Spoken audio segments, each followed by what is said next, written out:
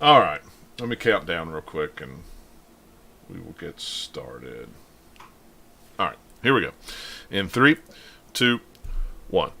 Hey guys, welcome back to the Gamer Science Podcast. My name is John Meadows. With me is Nathaniel and Robert. Eric is absent, and so is Matt. Matt couldn't be here either. Matt had family coming in, and I think Eric had some family stopping by kind of unannounced. Kind of snuck up on him. So family who needs them.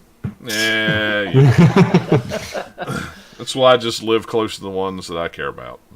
I'm fine with that. There you go.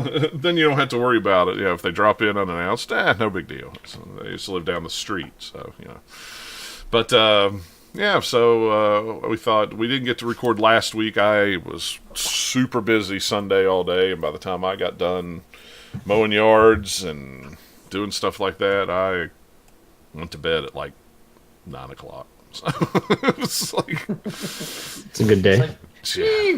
Yeah, it was. Dead to the world. It was like 120 degrees here Sunday, and it was the first dry day we'd had that week, and grass was already up to my knees. So it was like, I need to do it now because it's going to rain again. So I personally would like to burn grass, so I wouldn't have to worry about it. But just set your yard on fire. I would like will go wrong. AstroTurf. That's what I want. I want that new Nike turf that just looks like grass. It exists. Well, yeah. When the dogs go on it, the water, the liquid would just go down to the bottom. It would be easy to scoop up poop because it just sits on the top. You don't have to mow it, but it always looks green all year long. You run and it looks like dirt, but it's really not. It's just pieces of Nike shoes, tennis shoes, and rubber shooting out of the ground. I think that'd be great. In the middle of winter, you're like, why are you so green? Yeah, everybody's like, why is this green? This doesn't make sense. No, man, this is the way it is. This is great. I have Kimlon come in the winter and spray my yard. Yeah. So I am Kimlon. Yeah, I invented it. And if you could have this too. That's what I say. Next time that they tear out turf at one of the stadiums, I'll just be like, hey, I need a chunk. Just give me one chunk that's X by X, and I'll get the rubber. Don't worry about it. Then I wouldn't have to mow, but whatever. Is what it is. I get my exercise that way, I guess. So, but anyway, we didn't come here to talk about lawn care. We came here to talk about video games. Did we? Well, maybe. Is there a lawn care simulator on Steam? Surely there is. I'm sure there is one that's in development now just because we just willed it into Well, yeah, probably so. That would probably be it exactly what it would be like. Yeah. We need to put out a copyright claim on that. Yeah, really. At this point, there's so many simulator games that they all need to go recursive, and so it'll be like, Truck Simulator. Yeah. So we get all Inception on it. Oh, no. That would be hilarious. I would pay to see Goat Simulator. Oh, I would too. That game is already weird, but try and make it even weirder. I think they could do it. Oh, I'm sure they could. They absolutely could. I don't know why somebody hasn't done this yet, but they should. So, but anyway, we'll talk about what we've been playing since we're talking about video games anyway. Wow, Nathaniel, what have you been playing other than God of War? One of those games I'm very interested in that you've been playing there, that second one. But, I'll touch on God of War first since it's going to be the shortest. Well, yeah, Semi-shortest. Have you beat it yet? I finished God of War now. Yeah. I just have a couple, some collectibles I hadn't finished, and then sort of this one side mission that's pretty much meant for you to finish it after you finish the game. Gotcha. For the most part. And then there's kind of a couple of, optional side area things that are meant to be kind of repeatable if you want to, that you can do, that I could do more there in those places if I wanted to, but I don't know, I'm probably like 85% or something if you looked at whatever the percentage is. I don't remember because it's been a while since I played it, so I don't remember off the top of my head. Well, I know Eric said he beat it. So. Super great. It's so good. Cool. It's got a really cool thing at the end that I guess you could call a twist, sort of, but it's more like a thing that is revealed that sort of reframes what you've already played in a new light. And then sort of is makes you go ooh as far as just the possibilities for where they go from here, because they've set up a whole bunch of different little things of, well, they could do this, they could do that. So now that when I remember the director saying that he has ideas for 5 more God of War games, I'm like, I kind of believe it. Yeah. Because there's enough little threads you could see in there, oh, okay, they could pick that up, or they could go here, or they could go there. That's cool. There's going to They be left themselves a lot of Norse mythology that they have not done in this game. So it's not like they just went all out and like, let's take every single thing from Norse mythology and put it into this one game. yeah. They pulled kind of plenty, but there's a whole lot more that they could do that they hadn't gotten to. And they're going to do some DLC for that game, aren't they? Is there no DLC? Nope. Okay, I couldn't remember No if there DLC. I was. haven't or heard of not. any now. Okay. So I'm probably the only like director- 70 to 75% through. Yeah, Gotcha. the director said that he's wanting to put out a game that's the whole game and that's it. That's cool. So Well, I'm they had fine no with plans that. for DLC. Yeah. That's not to say that they could be like oh, okay, well we could, but nah, Yeah. I hope not. 'Cause it doesn't need it. It's a full complete game. Yeah. So. Well, and I didn't hear anything about DLC, so I wasn't sure. Yeah. I was like, I thought maybe it was announced and I missed it, or I couldn't remember. So. Well, I mean, you almost just assume it these days for the big AAA games, right? So you'd think, oh Yeah. yeah, that'll have DLC, but he said that they had no plans for it. Yeah. So. Well, cool. I'm fine with that. $60 Fine and by then you me. got the game. So Yeah. I'm fine with that. But yeah, that game is so good. I don't even remember, like, last time we talked about it, I think I was even less than halfway through. There's so many Probably. things in that game that are fun surprises that you're like, oh, that's really cool. Yeah. Just like, and the way that like the combat starts in a cool place and just expands throughout the entire game. By the time you get to the end, there's just so much more available of things you can do to take out enemies and just enemy variety and stuff too. Of like, okay, this guy's resistant to this, so I'll use that, and I'll crowd control these guys so I can focus on this guy over here. It's a lot more complicated than when you first start, and there's a couple of like Draugr things that you're just throwing your axe at a couple times. Right. So they definitely build it very well through the game. So by the end, you're just like, yes, that's awesome. I'm doing all that stuff and I feel really badass. Yeah. See, that's what you I'm want. Kratos. Yeah. Right? Yeah. That's what you want from a God of War game. Exactly. And it has plenty of those like big epic moments of like, whoa, this is holy, you know, like really crazy. I can't believe this is happening. Or wow, what's that giant thing over there? You know. Yeah. Cool. So I need to pick it up. I still haven't even picked it up yet. So. I mean, at this point, I'm betting either the next God of War is going to be on the next PlayStation, or it'll I would come out agree. like the very, very end of the PS4 and be on both or something, because it's going to take them a while to put together a game, even though they've already kind of got the engine and bones worked out Right. now. Just to do another game of good quality that they're going to want to do and be perfectionist about, it's going to take them a while to put together. Well, and this one took them just what, 5 years, 6 years, something like that. 6 Or was years, it- I think. Somewhere in there, Yeah. yeah. So even though. So you would say at least 3, Yeah. but it'd You- take longer than that. Yeah, unless they had stuff already in the works, already started after they finished, but I mean, doubt it. Could be, because it's God of War. There, if any series, it's one of the few that you could assume that they probably could get away with doing a sequel.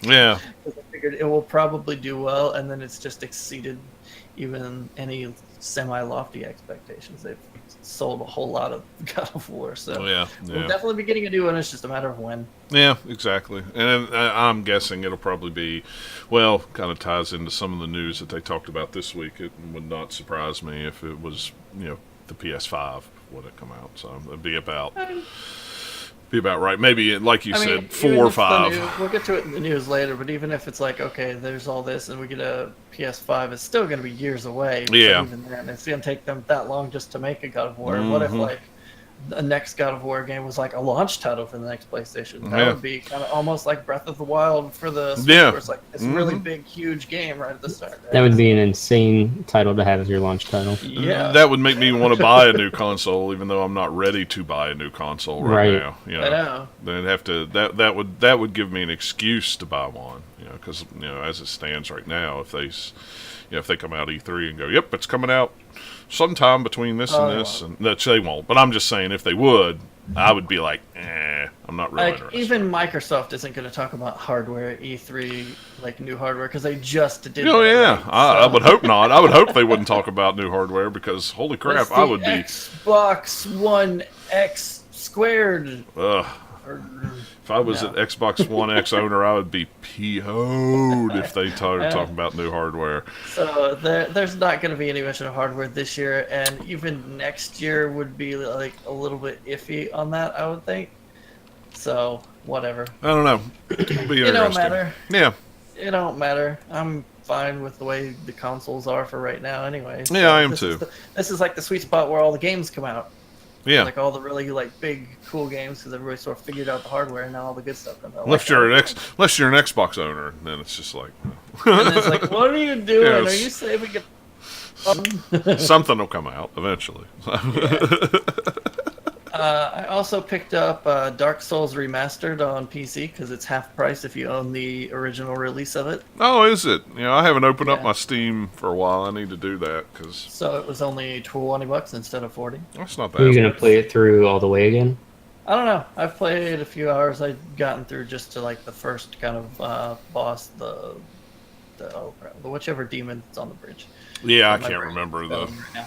it's But been the so long. the very first boss of the game, I've just beat that, and on my way up to kind of. So I've only pretty much done the Undead Bergs part of the map, and then Yeah. I'll be moving up into the higher stuff. Eventually, get up to the like gargoyles and stuff, but not there yet because I've only played a little bit. But it looks really good. You can tell that it was definitely a. Which I think they said this, where they've updated some of the textures, but not all of the textures. Hmm. And then it's just nice because it runs at a smooth frame rate on PC, which you could get with the original release with the kind of like weird fan-made DS Fix mod for it. But it Right. messed with physics and stuff, so it had a little toggle you could turn it on and off in there. So in order to do some jumps, you had to turn it off so it would run at 30. Because it just was messing stuff up that it wouldn't work, and it would screw up some of the ladders where you go through the floor and things. Yeah. So it wasn't a perfect solution. Whereas this so far has been, running really well. I've even heard like Blight Town, which is like the worst area for frame rate in the game, actually runs smoothly now. I just haven't got there yet. That's cool. I haven't played that game So- in a long time. It's definitely funny going through it now because Dark Souls was the first Souls game I played. So the very beginning part of the game was me trying to figure it out and struggling for a long time. And now doing this first part again, I'm like, hey, I remember where this thing is, and these guys are easy. I'm just like countering them all and stabbing them, and they're insta killed. Like this isn't as hard as it was the first time around. Although the Black Knight is still an evil jerk. Well, of course he Those guys is. Tough. But I beat the first one barely before I ran out of health potion things, out of Estus. Yeah. Cool. So, he didn't drop anything good, though. He just dropped a Titanite shard or chunk or whatever it is. He didn't drop his weapon like I was hoping he'd do. That stinks. I did get the weapon off of the Taurus demon, like this big like demon axe or something or whatever it's called, but it Yeah. requires 43 strength, Ugh. and you just have to hang on to it for a while. Yeah, until you really. get strength for forever because you're not getting that in the beginning. No, I no, was you're gonna not. say, like, that seems rather high. There's a lot of that in Dark Souls, though. You'll pick up a weapon and be like, "Oh, this I can't use this yet because it's just way out Yeah. as far as leveling goes." Yeah, that happens in a lot of those games. It happens in Battle Chasers all the time. So yeah, I'll keep playing it for a while. I don't know if I'll make it all the way to the end because this is a really long game, but it's a really great game, so I probably will keep going. They updated some of like the particle effects and stuff for it, so the bonfires look a little bit nicer. A lot of like the souls glow looks nicer, Yeah. and like the little crystal lizard thingies. I think they redid both the character model, but like the model for it and like particles and stuff because they're way easier to see. Because before, at least in the PC version, that like unless you're in a certain distance from them, they look like just kind of a glow. They were hard to see. And then when you get up there closer to them, they're just kind of muddy and muddled and just kind of hard to see. Plus, then of course they run away from you. But Right. I found one of them and I was like, "Oh, hey, wow, you look really nice." But they haven't really updated anything other than some of the textures, and it runs smoother and all that. So you still get the fun, goofy ragdoll physics that are the best thing ever. Yeah. Cool. I've Get heard a things lot of good things about the new version of it. I know a lot of guys I follow on Twitter got it. I mean, on it's just a Xbox. good version of the game. So if you were wanting to play through it again, it's cool. Yeah. Good version to do, but it's not like they changed everything and ruined it or anything. Right. Yeah. It's Dark Souls.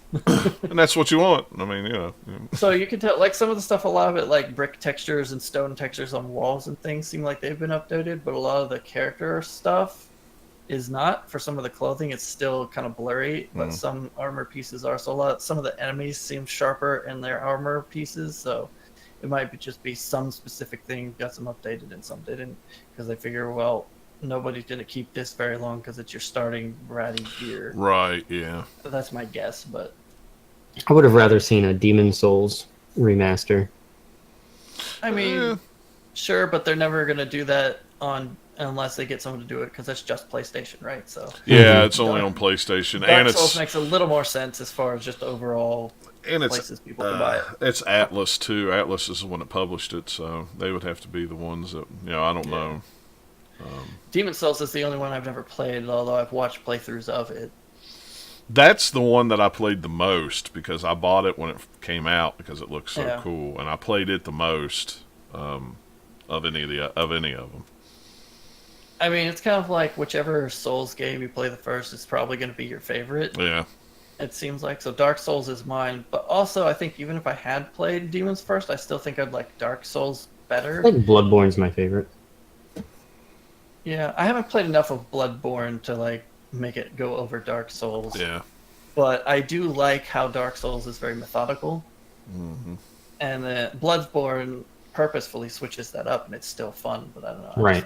I like plodding around in heavy armor and with a shield, or a giant sword, just bashing things with it. I gotta bust out my Dark Souls statue. However, I've gotta... the Bloodborne cane whip thing is pretty good too. I do like that. Yeah. Whatever that weapon was called. I gotta put that up. Makes you feel like you're playing Castlevania almost. I forgot that a buddy gave me the figure out of the collector's edition of Dark Souls. I forgot I got that knight somewhere. Oh, that's cool. I need to put that up. It's in a box. That would be one that I would play, is if they remastered Bloodborne or just put out a director's cut, whatever you want to call it, if they made it 60 instead of 30. Yeah. Because that's what kept me from playing it. Because all the other Souls games I played on PC, and then so when I finally got PS4 and got Bloodborne, and it's running at 30, it would just give me headaches for playing it too long in a row. Yeah, I can see that. It was just, if I did it now, it'd probably be better, because I've played a lot more of console games since then, because it was one of the two. It's so much faster paced. I never really noticed it. Yeah. Well, it's more just like, it's not that I'm seeing like, oh man, it just feels slow. It's just like eye strain is what it was. But I think now it'd be fine because I'm more used to it, because I've played a lot more games on my PS4 now. Whereas when I played Bloodborne, it was, oh well, yeah, that's right. This is what this is like on this TV. Yeah. Just kind of getting used to it. So I could see that. I should put it back in at some point. I probably will. I think I've got it. I don't know if I've got it or not. Yeah. And then I also have finally gotten started on Pillars of Eternity 2 Deadfire. Yeah, so I pre-ordered it and then hadn't played it after it launched until like the week or two after it launched, something like that. I've kind of been interested in that game. I haven't decided. Did you ever play Baldur's Gate? Oh yeah, or, yeah. Like Torment or any of the other old school RPGs back in the day that were all the party-based ones? Mm-hmm. That's it. Yep. It's not like Divinity Original Sin is also sort of like that, as far as that's what they were being inspired by, I guess. Yeah. When they wanted to put these games out, but whereas Divinity feels like, okay, we were inspired by this, and we're gonna do our own thing and change up a lot of stuff. Pillars feels a lot more like, hey, it's this kind of game again. If we'd never stopped making them, it would be this, right? Yeah. So. Yeah. It's. Where, in Divinity, you could turn the camera around because it's full 3D. This is not. This is just all the one isometric view. Yeah. When you're even in that view, because it does a bunch of different things. It's very piratey based. So it's all set in this different part than what Pillars 1 was set. It's the Deadfire is all this archipelago of islands and different things. Yeah. So you start out on a small island, and then you get your ship is crashed there, and you get it fixed, and then you can sail around. And so the sailing is all done via kind of like world map, and you can also walk around in world map style on islands, so that feels very much like old school, like a Final Fantasy or something, minus random encounters. There aren't any of those. Gotcha. But when you're moving, it takes, time passes and all of that. So you have different places you can pick up a few resources, or you have stuff like a city that you can get to when you're on the map, and then you go into the city and you're walking around, no longer on the world map. Yeah. And then when you're sailing, there's other ships you can get into combat, which is kind of like a choose your own adventure thing. So Okay. you have a thing that describes you are so far from the ship and you're moving at this speed and you do want to go full ahead, half ahead. Do you want to turn to the port or starboard? And then do you want to fire cannons? And if this distance closes to 0, then you go into normal combat where they're boarding your ship. And then you fight a bunch of guys in just like hand-to-hand regular combat if you get that close. Gotcha. And then there's also within it, which is another thing, I think they did this some in the first pillars too, where you have sort of storybook sections you'll run into. So like early on in the game, there's a little cave you can go into, and then off to the side you find a little thing where there's this little river kind of running through, and it says, you click on it and it's like, hey, there's a passage underground. Do you want to swim through it? And if you click yes, then you have a check on like how much athletics you have, and you can either pass or fail. So it's kind of a little bit of D&D style checks in there, where it's like, okay, you have to have this much ability to pass these kinds of things. Yeah. But then there's other ones that are more involved of like just giving more flavor to when you enter a certain area of like, hey, you see all of this, and then you do that, see this thing, and then you want to move forward. Do you want to inspect this? And there's usually one or two things where there will be a check. Sometimes it's just like clicking through stuff. Yeah, cool. And it has all some nice illustrated art. And if you're in kind of like the main story going through one of those, there's a narrator that reads it all, which is pretty nice. But if you're off on the side somewhere, it doesn't read all of it, because that would be a heck of a lot to record.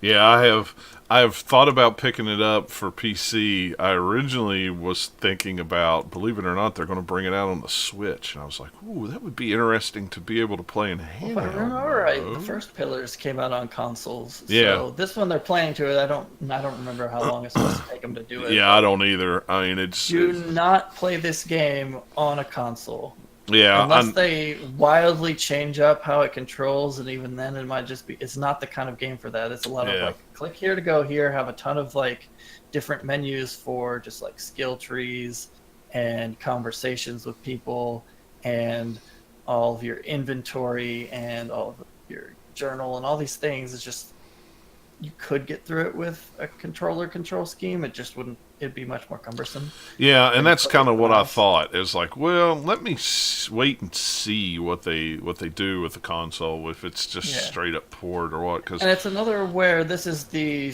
the pause combat, where it's real time, but you can pause it, and there's a lot of like auto pause settings you can set in the menu that the game will pause for you whenever a certain thing triggers it. So if you see a trap, you can have it pause. When combat starts, when you see an enemy, when you finish an ability, when this or this happens, when someone's low health, you can have the game just pause it for you, other than just hitting spacebar to stop yourself. And controlling a party of 5 while doing all of that on, without a mouse would be, I don't know how they're going to do it. I'm sure they're all smarter than me, so they'll probably work fine, but it's just a lot of things to micromanage if you want to, or you can just let the AI control all the other characters and just do your own. But yeah, that's cool. It's a lot, like the Divinity games are a lot less hectic because they're turn-based, so you can sit there and choose exactly what you want to do. Right. Whereas this one, you can divvy out, like click everybody and divvy out orders, and then play it for a bit, and then pause it and divvy out more orders. But micromanaging that is going through a lot of different clicks. Well, and I kind of figured it was a little bit that way, that option, because those guys did, what was it, Knights of the Old Republic 2, I think. The same company did Obsidian. Obsidian's done a lot of stuff. So they've done Fallout New Vegas. They've did a whole bunch of different things over the years. So kind of just what I'd seen, it was like, I could see it kind of having that feel. But yeah, this is very much different than all of those, though. They're very much old school CRPG, like very much like a Baldur's Gate or anything from that era. Yeah, and that's what I thought. If a lot of reading of text. Yeah, well, it was like a lot of the text is also there's voices that go with it, but there's still a lot of text. Yeah, that's like, well, let me see what it's going to look like on console. Because like I said, that would be, to me, it would be a really cool game to be able to take with me on the road or something on the Switch. Yeah. But if the controls are kind of cumbersome on the console, then it's kind of like, well, well, yeah, maybe PC would be a better place to play it. But It could be, but also I think for the Switch, you could maybe, but I don't know that you're going to want to read all the text on that screen handheld for a long period of time, right? that's true. Because it's a smaller screen. Yeah. But with like Pillars, it's very, very, very, very, and very kind of like a serious fantasy story, whereas Divinity is a lot more tongue-in-cheek a lot of the times, where it's putting in stuff for humor and all of that a lot more than this is more very straightforward. And we've got all sorts of fancy made-up names for everything, and we have in the whole game, it's to the point where there's a lot of highlighted words that if you point it, it will bring up a little fly-out tooltip thing that's a few paragraphs telling you what this thing is. Yeah. So anytime someone mentions one of the gods, it'll be like, hey, this is this god. And then someone else will mention a god and be like, hey, this is the same god as that other one, but these people call it this guy, and they think this, and it's a lot of information to take in. Yeah, sounds like it. That's cool, like though. It's like, here's this group of people who used to live in this nation, and now they've become pirates, or here's these people who used to be this, and it's a whole lot of information to try and absorb. Yeah. Once I kind of got over the initial hump of that, it's been kind of fun. And once I've leveled up a few times to get a couple more abilities, it's more fun. But I like Divinity better because I like the turn-based combat in there better especially because of all the different interactions of the elements in that game, where you can like blow up stuff and you have a fire surface, or then you shoot some poison and have a cloud and then blow it up, or do basically a lot of blowing up. Just there's nothing wrong with that. That's good. The way all that systems in that game interact a lot are really fun for me, whereas this is much more straightforward. It's still fun. It's really cool. And I've been playing it with the Critical Role DLC that you can get. So it gives you portraits and voice sets for your player character. Maybe even because you can hire companions in this game. You have all the like normal regular story companions, but you can go like hire mercenaries too. So maybe, I don't know if you can choose voices there or not, because I haven't done it. So the fun thing is every person in Critical Role has at least one role in this game. So I was like, for a while I was rolling with 2 Matthew Mercers at once, and it's like I recognize the voices because I've seen so much Critical Role. I can pick out the voices of all of them in any game I play now. Right, that's funny. And they do a lot of work, so they're in lots of video games and cartoons. Yeah. Well, cool. Yeah, I want to check it out. I just need to decide what I want to play it on. So. I mean, it's a game that you'll probably check out and then put down eventually, because it's a big game. I can tell that already.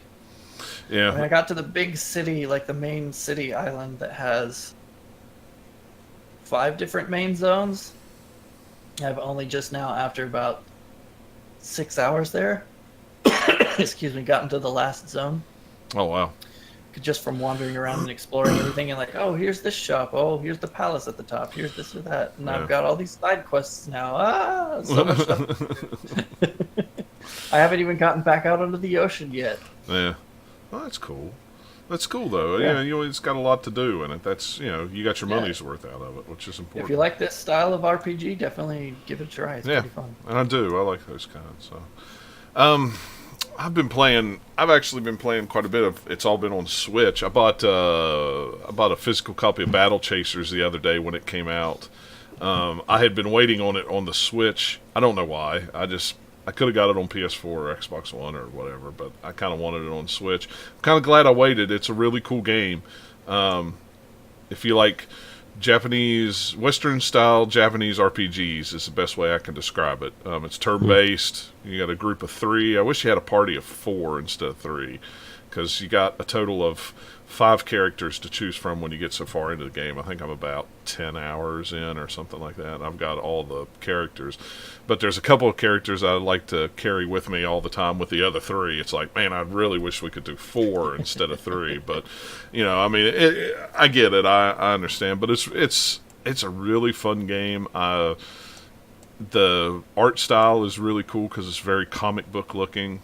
Because it's based on a comic book. Based on a comic, and the guy who did the comic did the art for that. Right. He also, he came from, and several of the people at that studio came from Vigil, which did the Darksiders games. Yeah. And then, when THQ went under, they all the studio died, and then they started another one with a lot of the same people, and then that studio went under, and then half of the Vigil people started their own company and did Battle Chasers, and then there's a lot more of Vigil people who also start some other company who's now making Darksiders 3. Yeah. So it's kind of interesting. There's a really cool documentary about Battle Chasers on YouTube that you can watch. It was... Oh, yeah, I watched that, I think. Yeah, it was a very, very interesting... I haven't watched a lot of it yet. They had the same... I think it's like Gamementary is the one that I watched. They had Battle Chasers, and they also had one on like Darksiders that they did before that, and all of it kind of goes together. The one that I watched was about... I want to say it was an hour, or it was 45 minutes, and it was originally for like the backers, for the Kickstarter backers, and then they after a couple weeks they released it on YouTube. So I watched it a little bit. I didn't want to watch it too much before I played the game because I was like, well, I doubt they'll give too much away. But at the same time, I want to wait and see it in the game. So I liked the game enough that I'd missed the comic books. They were published by Image back in the day. And I think that was right after I kind of quit reading a lot of comic books. And so I went on Amazon to see how much. There's only 9 issues. It was a 4-year run, and it took them 4 years to bring out 9 issues. Which is why the comic book didn't do well. Because like 2 of them are published by DC, the rest of them are published by Image, and I forget who. It was. I don't know. It's a weird, convoluted thing. Apparently, it's got a pretty big cult following. It does, and the last issue. Why the Kickstarter for it was one of the most successful, more successful gaming Kickstarter. Well, and apparently people are like, "Ooh, okay, yes, I remember this thing." Well, and what's bad is the last issue left you on a really big cliffhanger because there was supposed to be a 10th issue and there never was. So it was like, where does it go? Why did you do that? It's like, is the game supposed to continue the story, or is it just like, hey, it's it's just set in the it's just set in the thing. It has You don't have to read the comic books. You get all the backstory in the thing, but it's interesting to read the comic books because the comic books are really cool. And plus, like you said, where the guy who did the art for it the creator did the art for the game. It kind of just meshes together real well to read the comic book and play the game.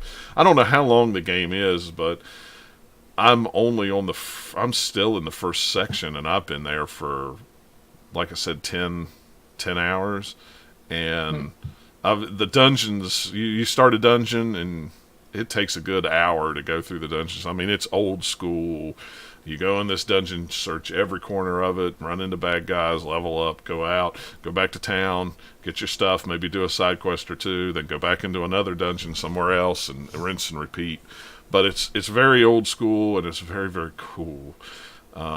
It's super cheap I think it was on sale on PS4 for like $15. It may still be on sale. I don't know, but it's definitely fun on the Switch. I know a lot of people didn't like. They said the main complaint was in handheld mode. It was hard to see because it's that isometric Diablo style view and very far away. So a lot of people were like, "Well, when you get in a dark dungeon, it's hard to see where your guy is because he's so small." And I haven't had any issues with that. But anymore, when I play Switch, I have to take my glasses off in handheld mode anyway, so I'm holding it right about here anyway. So maybe it's just because I'm holding it closer to my face than most normal people are. I don't know. But it's definitely very, very cool to play in handheld mode. It's fun to play on the Switch, I think. The rumble in it is what's amazing. And this sounds really strange, but the HD rumble in it I was playing it with headphones on at night before I go to bed, and I kept hearing a sound. I'm like, what is that? And I take my headset off, and like when I make it, it's hard to describe, but it almost sounds like a drill. When your robot guy goes back, and the rumble on one side will start and go brrr, brrr, boom, and shove to the other side when he makes a punch. It's hard to describe, but if you hear it, it makes a high-pitched wheel. It sounds like an arm moving up. The rumble does. That's cool. It's so weird, and I thought, well, I wonder if this does it on the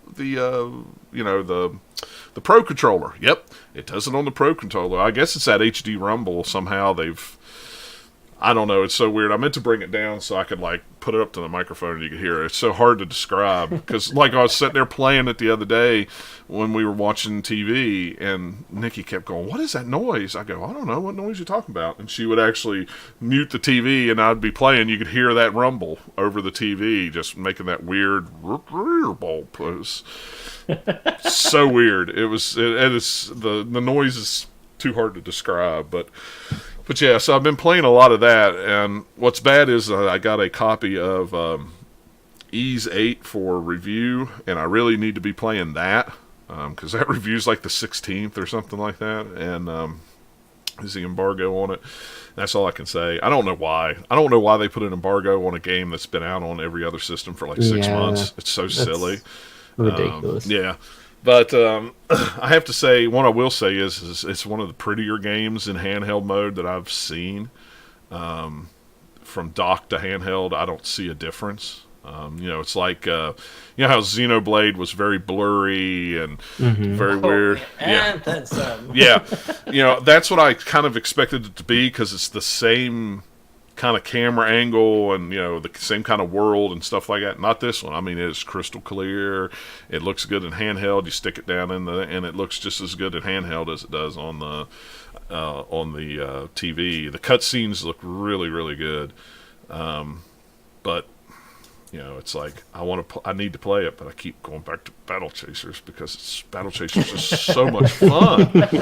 It's just so much fun. It's like, I know I've really got to do this for a review, but daggone it, I just need to do one more dungeon in Battle Chasers. But Battle Chasers to me is one of the best games that I've played so far this year. I really liked it a lot. It's almost like, man, I hate that I missed it. I waited this long to play it, but on the other hand, I'm like, well, I'm kind of glad I did because I would have to play it again on Switch if I didn't. So, and the other game that I played this week was Bloodstained Curse of the Moon. It's by the guys that did the original Castlevania game. It was a Kickstarter. I forget the name of the Bloodstained game that they're making that they kickstarted. This was a tier that if they raised so much money, they would do an 8-bit version of the game. It was like a prequel or a spin-off or whatever, and it came out the other day. It's very short. It's only 5 levels, but it's very much like Castlevania 3, where you have characters that you could switch to. You have not just the main character, but you have 3 other ones that have different powers. You have a wizard, you have a girl with a whip, you have the main guy with a knife, and then you have another guy who's like Dracula that can turn into a bat and fly. And what's cool is you could go back and replay once you beat the game, you could go back and play any level with all 4 characters at one time. As you progress through the game, level 1 you have the one guy, then level 2 you unlock another one, and level 3 you unlock another one, 4 you unlock another one. So by the time you get to the 5th level, which is the last one, you have all 4 unlocked. And then when you beat the game, you can go back and play those levels again with all 4 of them unlocked, because there's different routes you could have took, but you couldn't get to unless you had the character that jumped higher, or you had the character that turned into a bat that could fly through that little hole that's up at the top of the screen. But if you're an old school Castlevania fan, this game is pretty much Castlevania without the name Castlevania on it. I mean, in every way, shape, and form. I wish and it's by the same guys that did Blaster Master for the Switch. I forget what the name of that one was. It was Blaster Master or something that came out at launch. But at any rate, when the Bloodstained game comes out on consoles or PC or whatever it is, whenever it comes out this year, I'm probably going to pick it up because it's like a modern day version of Castlevania. Just playing this little 8-bit version of it was like, yeah, this is really, really cool. So maybe I'll, I didn't back the Kickstarter, but it's like, maybe I'll buy it. Which I'm, Danny, that we do the Back to Bits podcast. He backed the Kickstarter, and he was supposed to get that game for free. He hasn't got it yet. They haven't sent out codes for everybody that backed it. Yeah, it's been out since like Thursday. And a lot of people are like, well, we backed it. Where's our codes? And they're like, well, we're waiting on Nintendo or Sony to send us codes. Apparently, codes are a lot harder than people assume that they are. Yeah, so it's like I said, yeah, have you played it yet? No, I haven't got my code yet. Oh, I bought it last night at midnight. It's great. Blah blah blah blah blah blah. I mean, it's a very short game. I mean, to beat it, I think it's less than an hour and 20 minutes maybe. I mean, to go through it. Like I said, it's only 5 levels, but it's the replay. It's going back and playing it again with the other characters, going the different routes and unlocking some of the stuff that really make it cool. But yeah, I mean, it's essentially Castlevania, just not called Castlevania. Konami, what are you doing? They're making like pachinko machines or Yeah, something. yeah, pachinko machines and stupid Metal Gear games. Who that knows nobody what asked for. Konami's doing? Yeah, really. So, Robert, it's this year you played God of War. How far did you Yep. say you were in it? I think I'm about 70 to 75%. Oh, okay. I don't think I played it this past week, but the week before, so I wouldn't even be able to tell you where I'm at.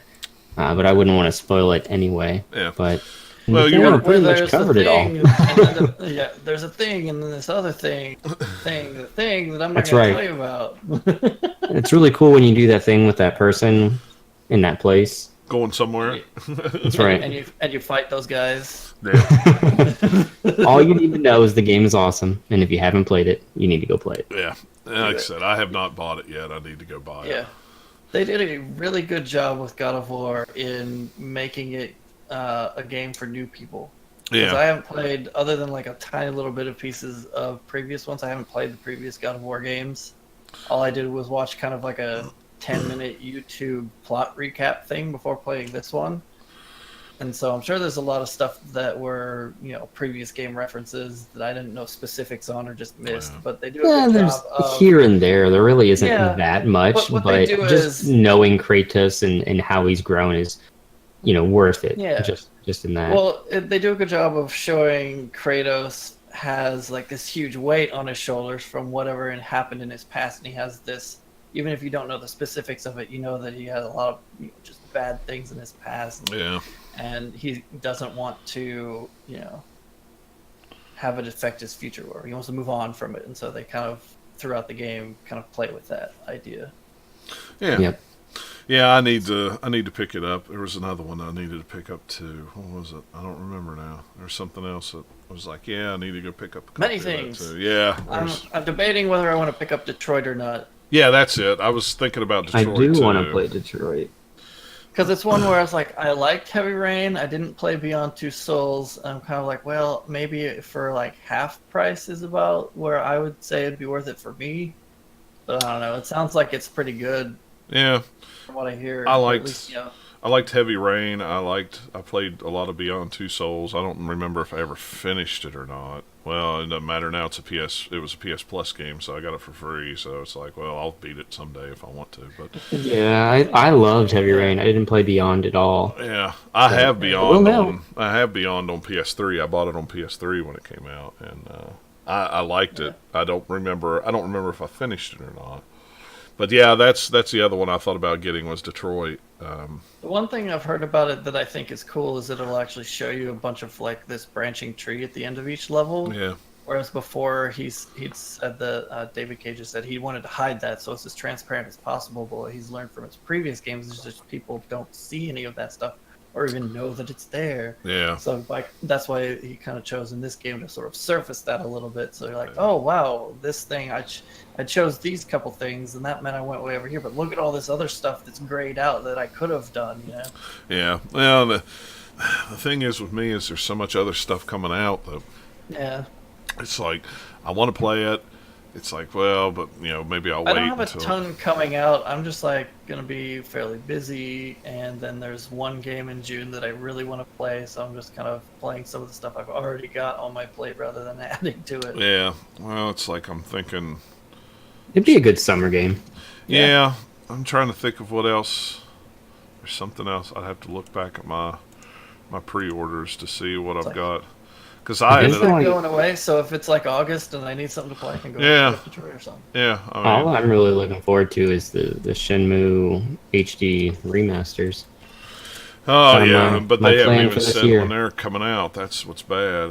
Let's June see. has got Vampire Yeah. coming out, and I really want to play that game. Let's see. Next month I've got Flashback 25th anniversary coming.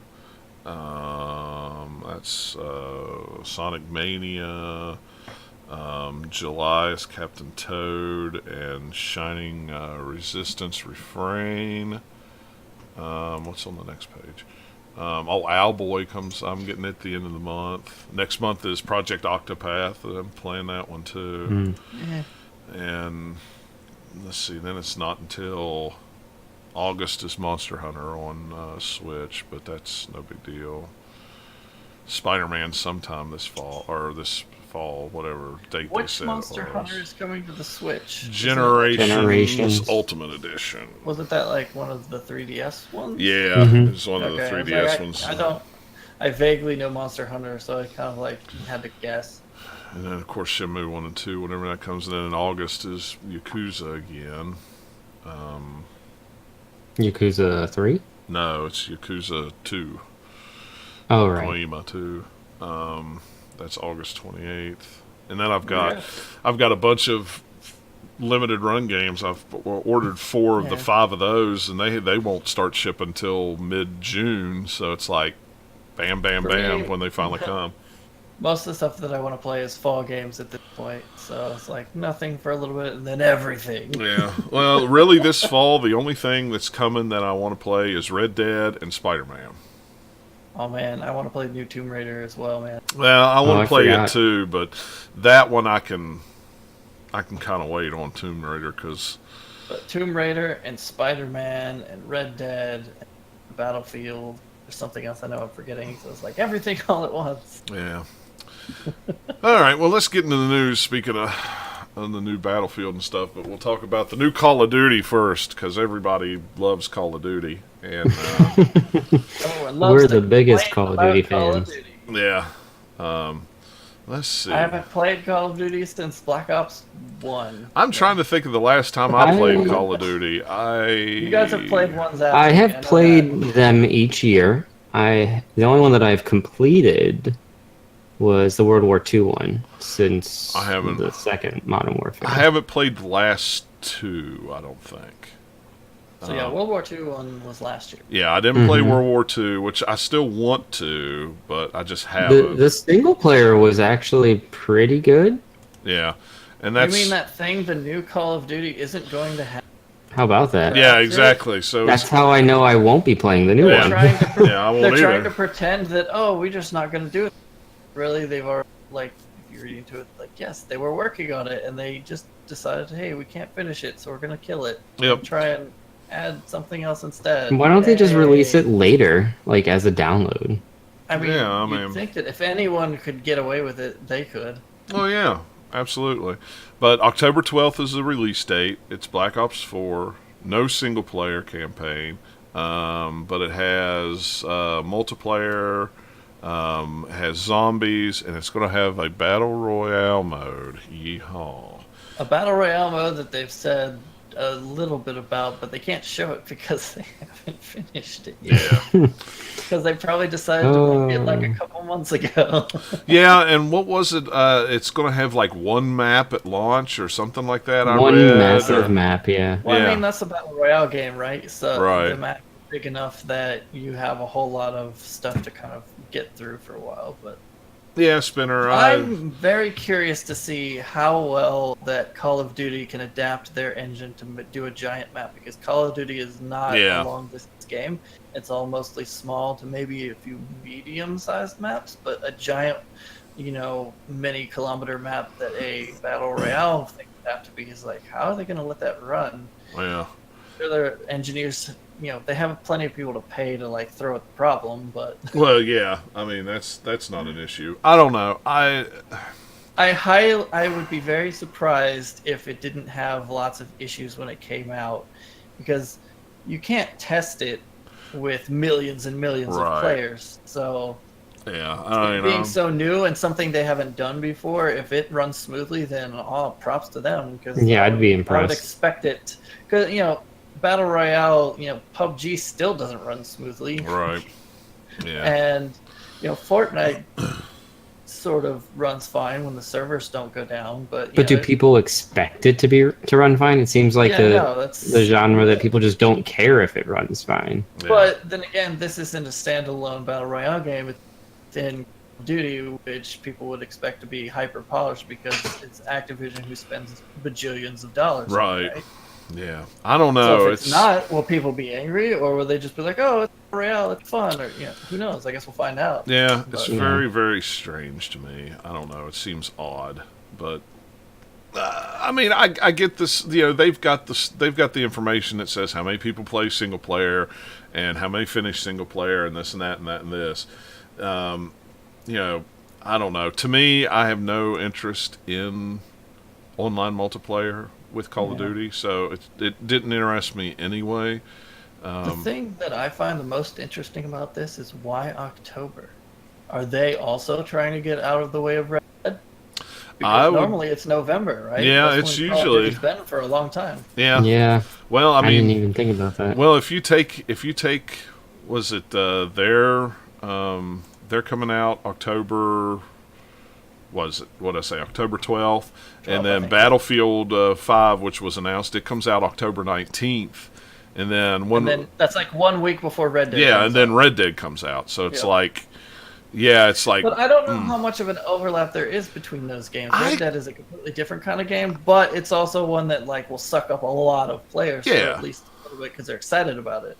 Yeah, I don't know. I don't see. Well, I mean, I know there's so many people that play. It's going to affect too much. I can surf the web on a stupid surfer The people that play Call of Duty are going to buy Call of Duty regardless of getting Red Dead. Yeah. Yeah, Red Dead would be more like if there's some other big open world type, action adventure style games. They want to be out of the way of Red Dead because it would be similar types of games. Right? Well, if there was anybody that should be worried about. Is the Battlefield players, I would think, with that coming out a week before you got Call of Duty, and then 2 weeks you got it. To me, it's like, I don't know, that's a lot of quality games, just bam, bam, bam, to me. Skip Call of Duty because it's just the same old Call of Duty that I've ignored. See, it's just not my game. It's probably going to be fine. It's just I don't enjoy that. The only thing I ever enjoyed was some of the single player campaigns, and even those were just getting to be kind of the same old feeling over and over. I stopped playing even the single player, so I was like, whatever. Call of Duty comes out, it's just not for me. Yeah. So what's cool about Battlefield is no more premium pass, which is very, very cool. So you don't have. Finally, we've only been shouting at them to do that since they introduced it in Battlefield 3. Right. So they don't have the premium pass. If you opt in for the deluxe edition, you'll be able to start playing October 16th. And if you subscribe to EA Access on Xbox, you'll actually be able to play it a week earlier than that. You'll be able to play it the 11th of October. Yeah. Same on PC if you have the Origin access. That's right. Yeah, I forgot they have Origin access. I haven't looked into it. I bet the Deluxe also comes with some, customization. I'm sure it probably comes with more than just, the early access. Otherwise, they can't sell it after it comes out, right? They want to have it still be something they can keep selling. Right. Yeah. Let's see. It's World War II this time. Big shock. Yeah, that was pretty much the rumors was it was going to be World War II, and it kind of makes sense. Yeah, it does. We did World War One. Let's go to World War II, where we started this series way back when, but now we have way cooler technology, so we can do cooler stuff with it. Yeah. So it has a co-op mode called Combined Arms. Nathaniel, do you know a lot about that? Or it is 4-player co-op, and it's at least partially procedurally generated, so you can go in and it'll change things up, and it'll be different kind of mission objectives. And they said that you can go in there and you might get one thing done and then have to extract. You might not do the whole thing because it'll just get really tough, especially when you first start and you haven't gotten a lot of gear or anything yet. Yeah. Or you just your friends are bad and they're bringing you down. Yeah. 4 players, co-op mode. Sounds like it could be cool. We'll see. Yeah, that sounds cool to me. They talked about it a little bit. Yeah, this is the thing about the Battlefield 5 thing that was weird, because they have this whole event of them talking about it that ended in a trailer, which I didn't watch all of the event live because I was coming home from work because it was like right at the end of the day. Yeah, it was really weird. The trailer is a terrible trailer in that it doesn't really show you what the game actually is. It looks pretty, of course, because all DICE trailers look really nice, but it doesn't actually do a good job of showing you all the new gameplay features that they've shown in just like write-ups or interviews about it, or even the reveal event. And there's stuff about it that they've said that wasn't even in their reveal live stream either. So it's just a little bit weird way of announcing it. I do like that they put out a ton of, nitty-gritty info about things. So if you're into the Battlefield series like me, it's like, ooh, okay, I like that. Yeah. But yeah, that mode is just a 4-player co-op mode. Yeah, and that sounds cool. That kind of interests me. Of course, they'll have a Battle Royale mode as well. Not a lot of details on that. There's not a Battle Royale mode that I know of. They haven't announced it yet. Not yet. There's been the rumor. rumors before this that there would be one. They didn't say anything about it. The closest to a Battle Royale mode was the additions for the evolving of the operations mode from Battlefield 1. It's not going to be called like Grand Operations. And instead of being just kind of like one game mode like it was in Battlefield 1, it'll now have different objectives that you'll have. You'll still have kind of attacking and defending teams. And it'll pass over kind of like each match is kind of like an in-game day. And so as you move forward, like depending on what you did on the first day, you'll have different objectives on the second day. Right. And depending on if you have two teams that are really close to each other at the end of the third day, then it'll move on to a fourth round. And that one you can't respawn. So that one seems like it's sort of like Battle Royale, just in that you can't respawn, but there's nothing about an actual just Battle Royale mode. Right. That they talk about. And there's like women protagonists, and I'm not going to go into that whole and the internet is up in arms. Yeah, that whole thing. The only silver lining to this are all of the posts of people posting cool stories about actual people from World War II and all the women that did cool things, including like if anybody, fighter squadrons and all this stuff that like, hey, people.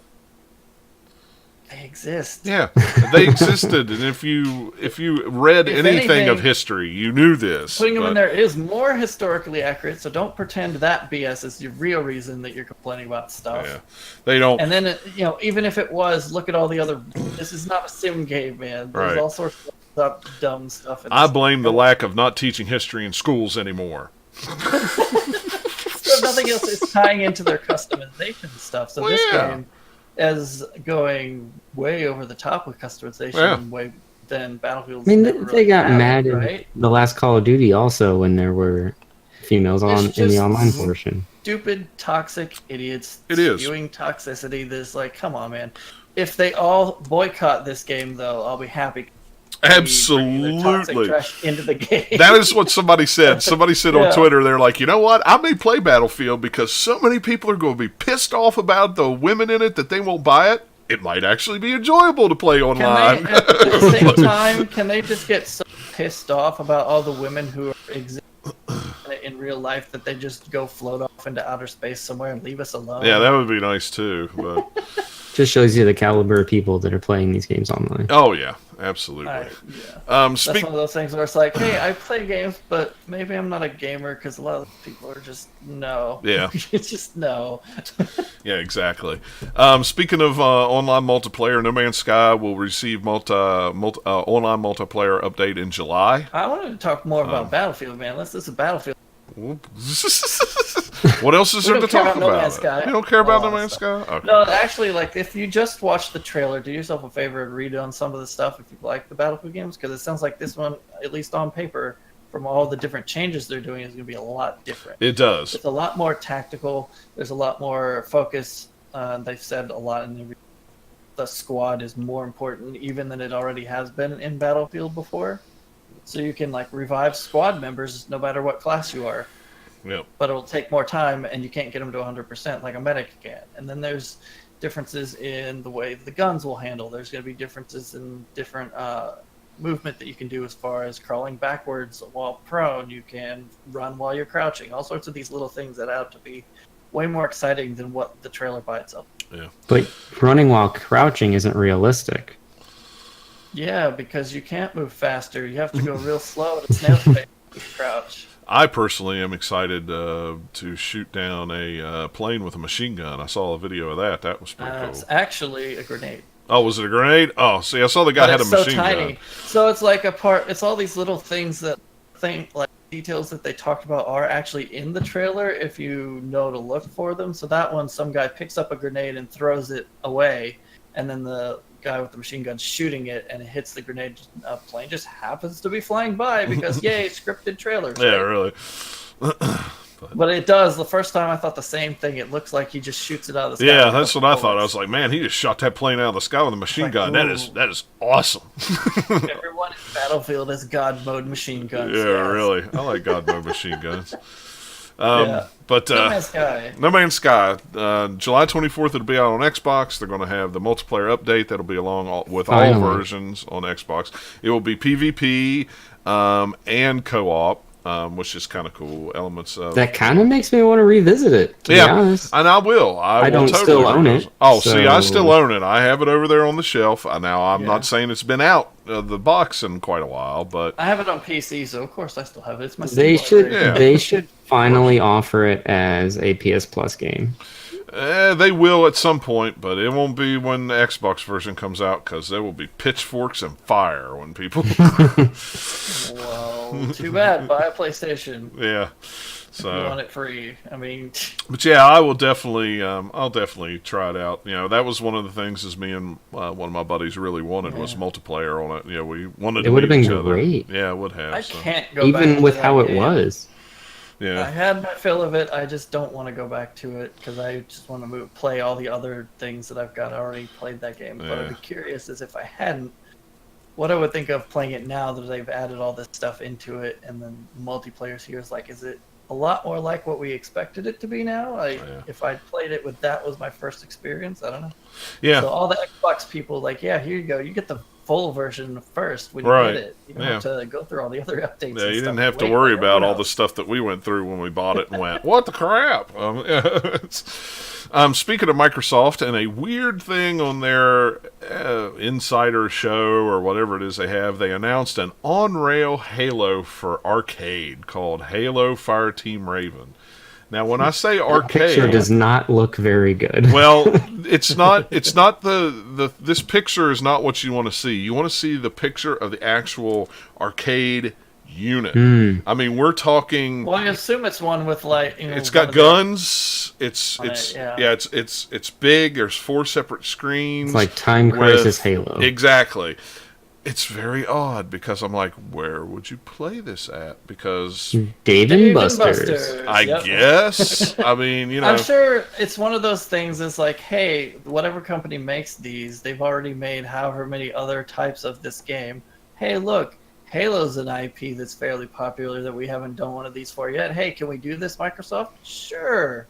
Yeah, it's just really strange. It's just very, very It is. strange. It's very strange. Yeah, I mean, in a time when Microsoft is already under the scrutiny of people for not bringing out games on their own console, they bring out a big arcade game that's... Yeah, but that's not Microsoft has absolutely zero to do with it.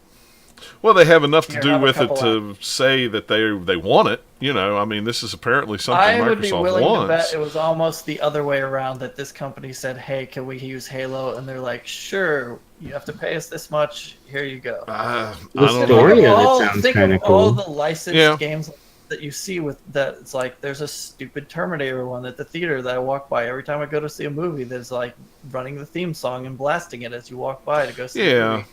And it's like that, and many, many other ones. It's like, why not Halo 2? I don't know. It's not something that's going to be that widespread that anyone's going to see and be like, oh, here's this arcade game. Why didn't you put one out for a home console too? Yeah, well, and the closest Dave and Buster's for me is like 200 miles away, so it's like We got the one in Cary. yeah, Yeah. but it's like I have nowhere to go to play it, and I'm not going to drive clear to Timbuktu. And I doubt it's just- worth it. Yeah, Anyway, it's probably going to to be try like it out. the rest of them. You sit there, you shoot it, it just happens to you look like Halo. yeah. Well, it's a prequel to like ODST, basically. Yeah, and it's just very, very. It was that it came so far out of left field when I was watching that show that I was I sat there for a minute in a chair going, "What did I just see? Did I just? Am I living in 1990?" 2 now. All of a sudden, it's like what? What just happened? Did someone put something weird in my dinner? What is going on? Oh well, but anyway, so Nintendo applies for N64 trademark. So a lot of people are under the speculation that this will probably be a N64 Classic Edition at some point. I want to say that I won't care, but I'm sure I will. I won't. I hate the N64. I will not be I buying never it. had one. Oh, I had one. I've owned 5 over the period of time, and the way it worked out was, there's a new Zelda game. Let me go buy the system, play the Zelda game, and then sell both of them. Then 2 years later, oh wait, there's another Zelda game. Well, let me go buy another system and play it, and problem with N64 is there's a handful of classic games you could put on there, and then what else do you put on? Exactly. You don't have quite like the Nintendo and the Super Nintendo. It's more like, oh crap, we don't have enough room to put all the ones we want. If they put Smash on it, then no one will care what else is on it. Well, Mario 64 and Ocarina of Time, sure, maybe, but I don't know. Well, they can't get GoldenEye due to licensing. I also don't think they won't get the rare games either. As far as the figuring goes, because I don't like the Nintendo 64. Just the shape of the console itself is just kind of like, it looks okay. The thing that I sat down and went, okay, well, maybe they'll put Conker. No, they can't do that. Rare owns it, and now Microsoft owns Rare. Yeah. So, well, maybe they could put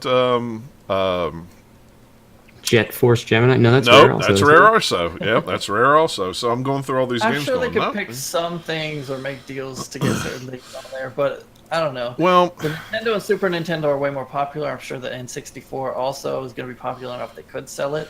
But this could also mean something else. Like, what if it's like needing to have a trademark to sell N64 games on the Switch? It could be in the store somehow, or as part of like the online service in the future. If they put N64 games on there, the thing also need a trademark. The thing that is interesting about the N64, especially in the retro community right now, is the N64 is kind of getting a little more popular and a little more expensive to buy for, because the age of the consumer, that was their Nintendo console, the 90s kids, and now they have disposable income, they're adults, they're working, so now they're wanting to go back and collect N64 games.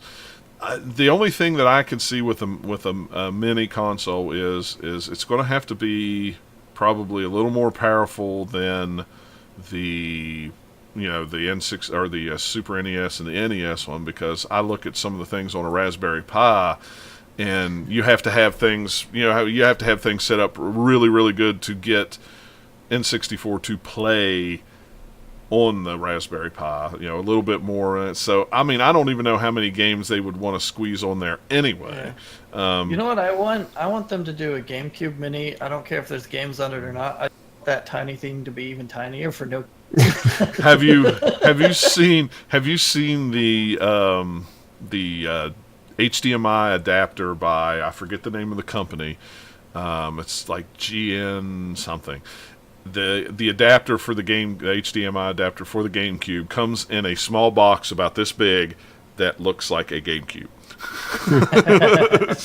So if you like little tiny GameCubes, you would like just that box. Can you just send me the box? I don't need the device in it. Just send me the box. But yeah, I mean, I'm sure it'll sell like gangbusters, but that will be one that I will probably not be. Interesting. Not even as a collector? Nah, probably not. It's diminishing returns as they go, right? Because 64 is still, there's plenty of people that would be younger than us that was their console, so they'd be more rabid about that one. As people our age are about the ones that are already out.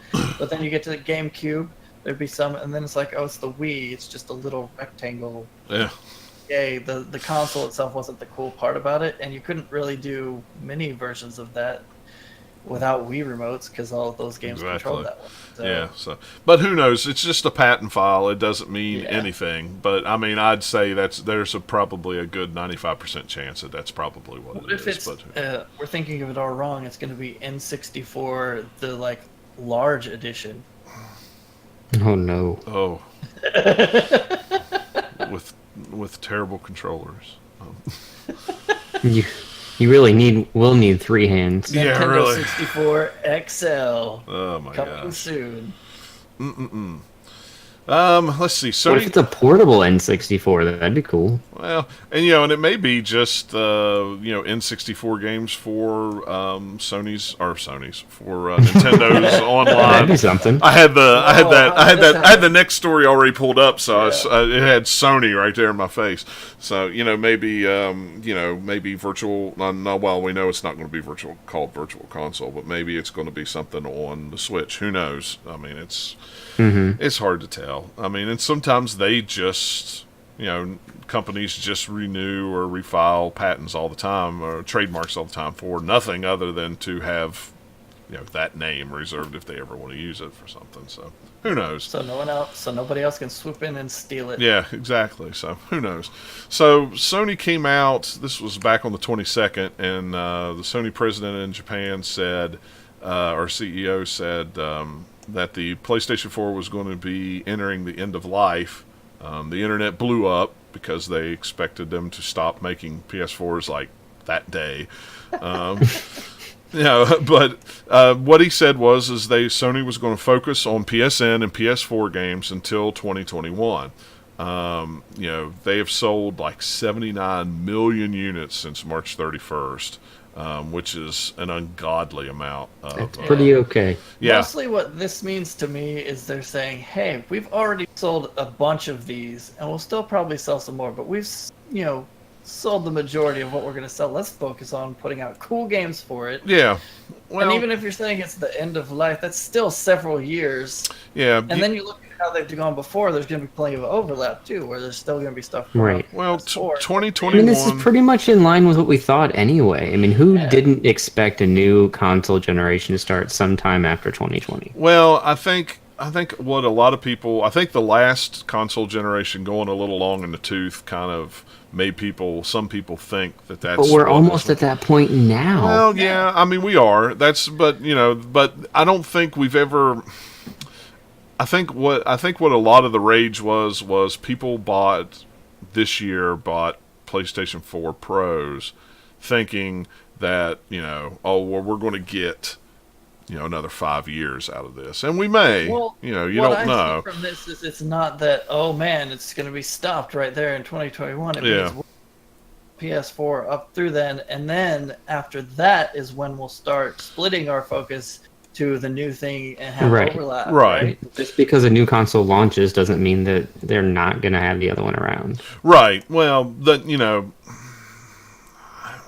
it's fine. This I mean, is it is what it's supposed yeah. to be. But That'd this, be the end of a fiscal year. So that'd be what? The fall of 2021 would be the earliest we'd see a PlayStation 5 sort of reading between the lines yeah, here. and you're talking 8 years. That doesn't mean it To me, has that be seems there pretty either. far out. I really That'd expected be to see one at the end of 2020.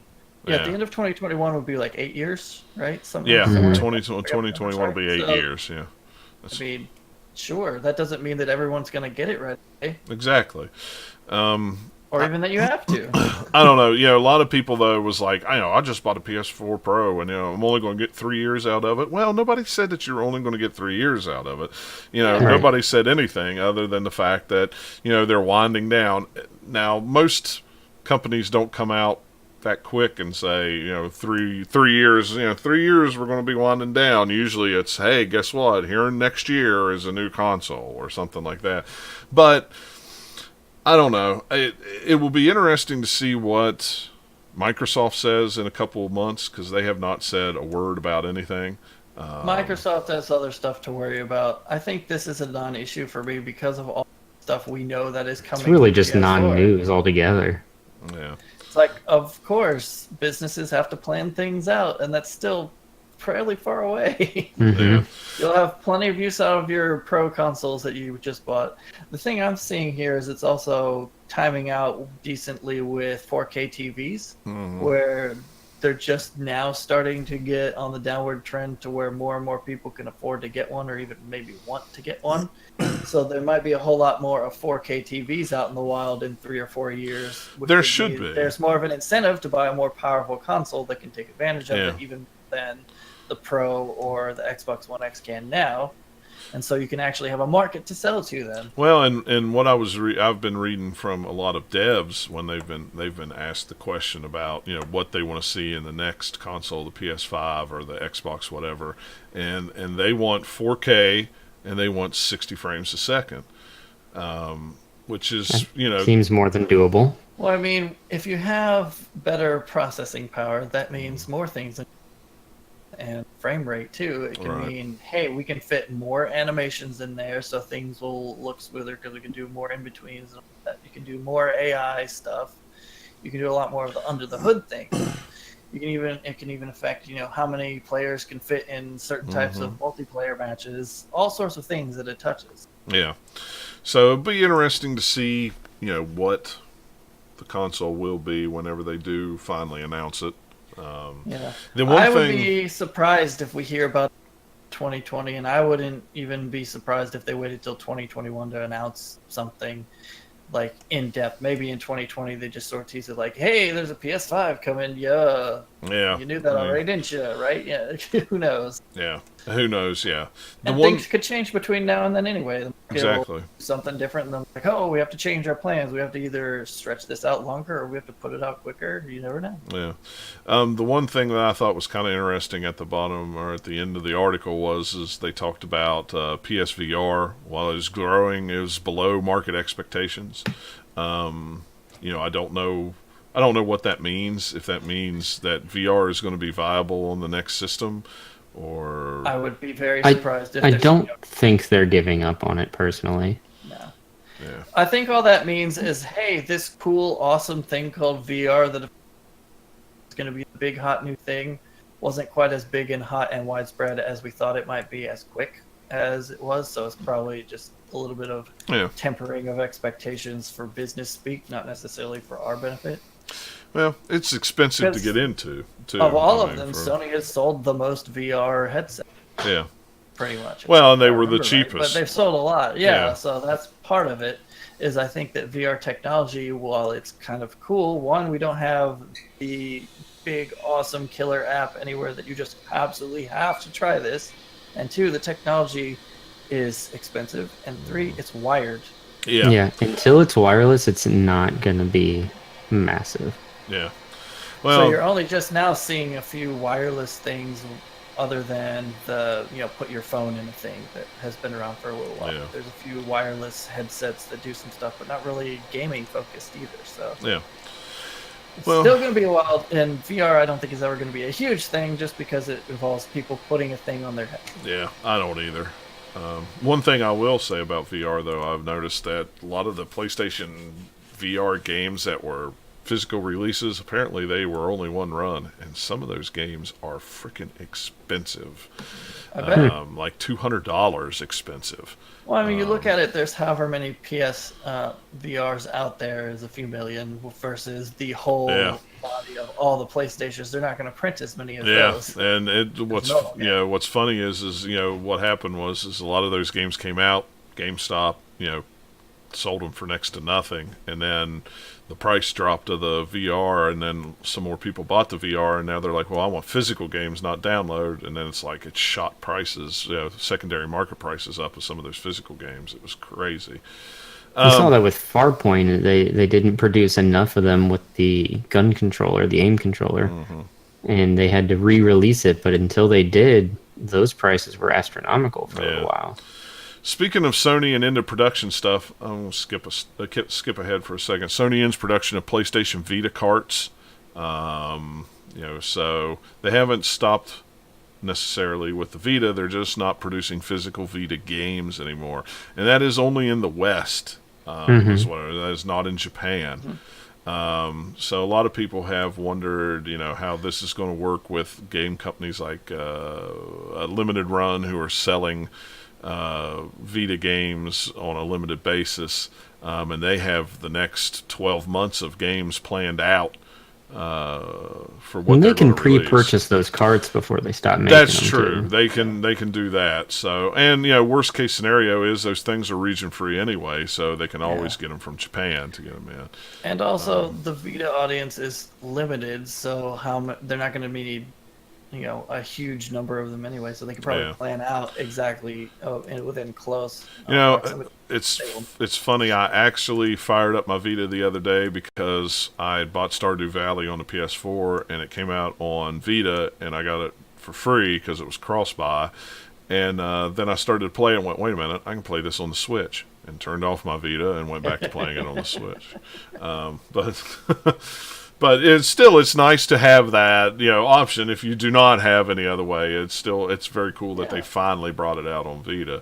And such an underrated console that a lot of people didn't buy, and it's a shame because it is actually a really good console, especially if you like RPGs. There's a lot of Japanese RPGs on there. But Sony's handhelds have always had the issue of a much narrower audience that they were trying to sell to, whereas all the Nintendo handhelds, hey, buy one for all of your kids, just get tons of them. Yeah.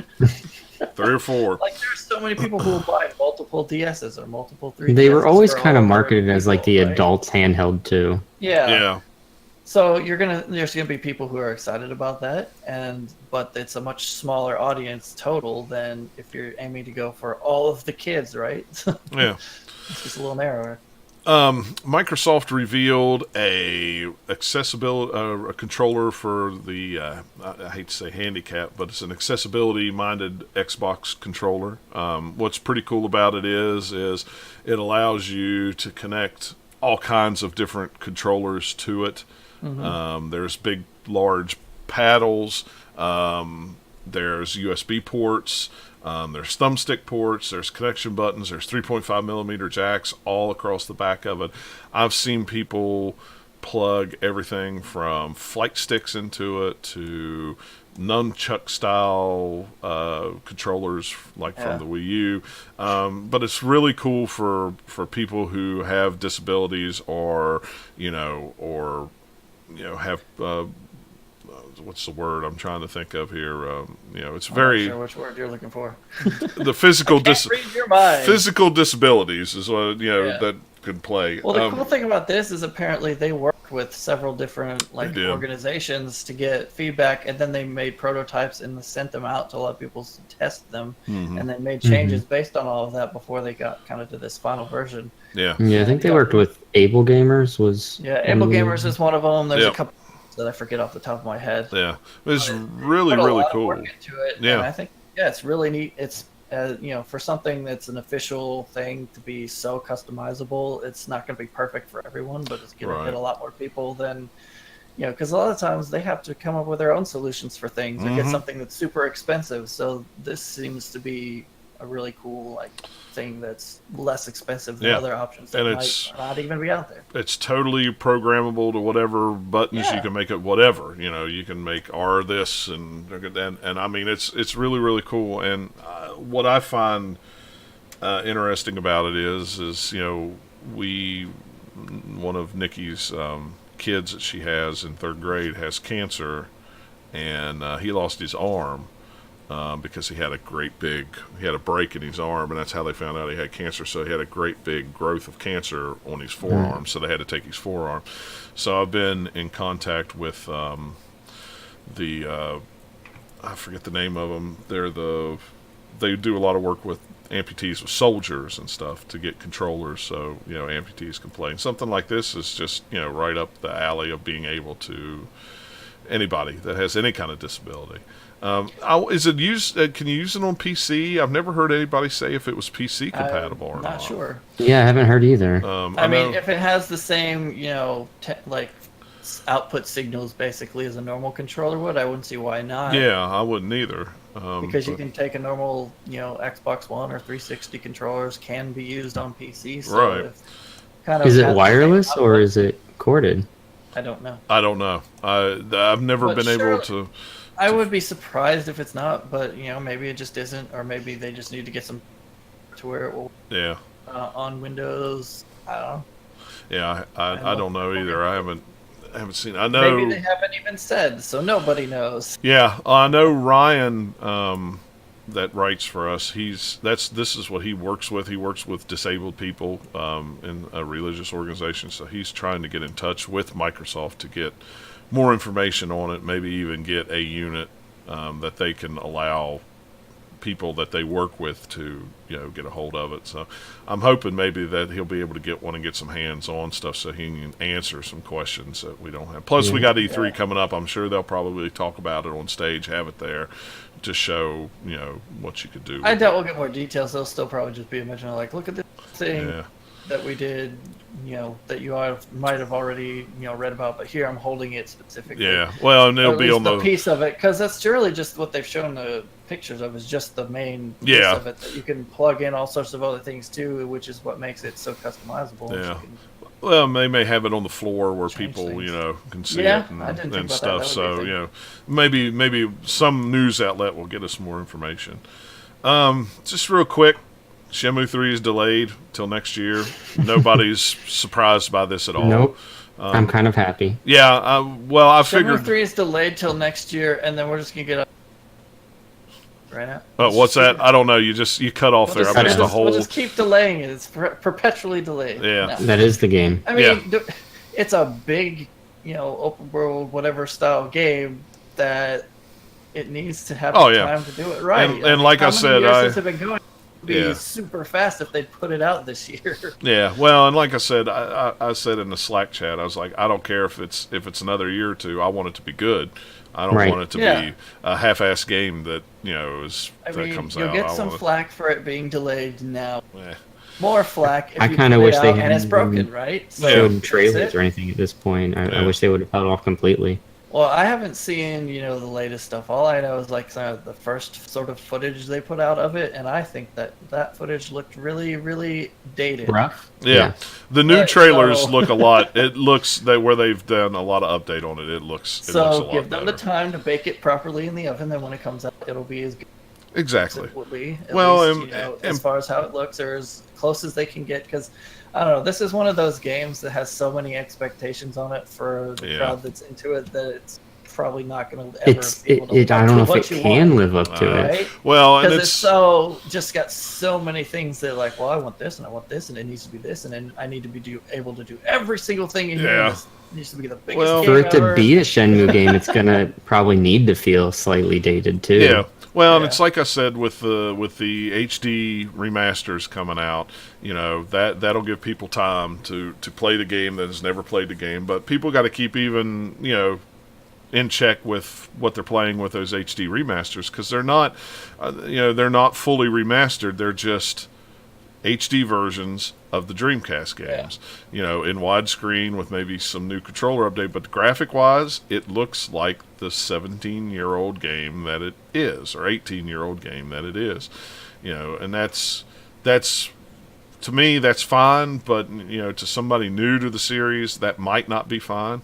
Much less a new game come out that kind of look. I don't think that anyone new to the series is going to be playing these HD remakes. I don't think so either. Very few.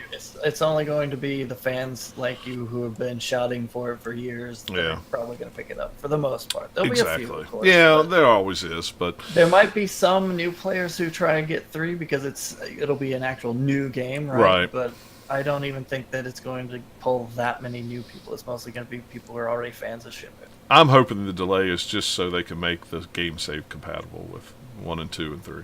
That's all. That'd be cool. That's all I care about. Sure. Yakuza 3, 4, and 5 HD is coming to PS4. Right now, that has only been confirmed for Japan. There has been no things saying that it's coming to the West in any way, shape, or form. So these are just like remasters. They're not like... Nope. They are just HD. Okay. There are 1080p upgrades of the PlayStation 3 games. They're not redoing graphics or because they did that for 1 and 2 at this point. Yes, they did 1 and 2. They remade those because those were PS2 games, and that has been the best thing ever. The thing is with 3, 4, and 5, if you go back and play them on PS3, they look so good. They look really good. That you really don't need to do anything to them but make them 1080p, because they were only 720p on the PlayStation 3. So you bump them up to 1080p, push them out. Now, nobody, like I said, nobody has said if those are coming to the West or not. Sega has not said. I wouldn't think, since they're not redoing the game from the ground up, I wouldn't think they would need to worry about localization and this and that and that and this. All they need to do is just take the existing ones they have here and bump them up. But there may, when it comes to localization, there's so much stuff that goes into localization that they may or may not do it. So who knows? Why would they need to relocalize it? Well, that's the question. I don't know. That's what I'm saying. This is Sega of Japan doing this. So would they take the American versions of the game? Nobody knows. Nobody has said. That's why I say, they have not said it's coming to the West. So who knows? And let's see. August 9th in Japan is when the 3 comes out, and then fall is 4, and spring of 19 is 5. They haven't even said if these are going to be physical or not, but they haven't said anything about anything to the West, so who knows? We'll see. A lot of it's probably going to depend on final sales of 6 and this next Yakuza game we get, in August, how well it sells. And that's why I put it out on Twitter. I said, look, everybody wants to say that this game, we want these games. You got to put your money where your mouth is. If you have Yakuza 6, put it in the PlayStation 4. There is a survey that Sega has. Filled the frickin' survey out. There's a reason they put it there. They specifically ask, are you interested in HD remakes of 3, 4, 5? Say yes. If you want this goes back to Sega, and they have this data that says, okay, this many people want it. So you're saying I should put my copy in my system? Well, yeah. Have you not done this yet? No. Oh my gosh. You're not just supposed to take the disc out and use it as a coaster? No. I'm still playing through Zero, so I haven't even put it in there. Install it just like Zero. There was a survey for Zero as well. That's how we got 6. You put 0 in, and there was say, would you be interested in this? This is how you could directly talk to Sega and let them know what you want. They look at that stuff, and that's how they decide what they're going to do with it. So, I mean, if everybody wants, it's one factor for sure. Well, yeah, but I mean, if everybody wants 3, 4, and 5, let them know you want 3, 4, and 5. Pay, not only let them know with your wallet, but let them know with your mouth. I mean, that's how things get done with Sega. Because if it's not going to sell, they're not going to do it. Speaking of selling, GTA 5 has sold 95 million copies. That is absolute insanity. Rockstar needs to calm down. The funny thing about this, though, when I was reading about this, it was an article that was then mentioned how many things Minecraft has sold, and you're like, GTA 5 has sold a lot, but Minecraft, you almost can't even track it from all the different versions. But I can only imagine. But 95 million, it's huge number. that is pretty big. I didn't lead with this, but I have not bought GTA 5, so I can be part of the people who push it up to that 100 million. Right? I bought it on PS3. I haven't bought it on PS4. I bought it on PS3, but I have not. It's one of those ones that I thought about maybe buying on a time or two, but it's never dropped more than half price, and it's only done that a few times. And it was when I hadn't seen it, and I was also every time I halfway thought about it, I was like, well, I've already got these to play, or I'd rather play this first. Yeah. So I just never got into it. It's okay. Lawbreakers developer Boss Key Studio or Productions closes down. This kind of came not really too much as a surprise to me. Sad, I heard it straight from their Instagram is where I first saw it. Yeah, I saw it on Twitter when Cliffy B tweeted out that they were shutting down effective immediately. And it looked like a lot of the guys that left got picked up by Insomniac and Epic Games. Yeah.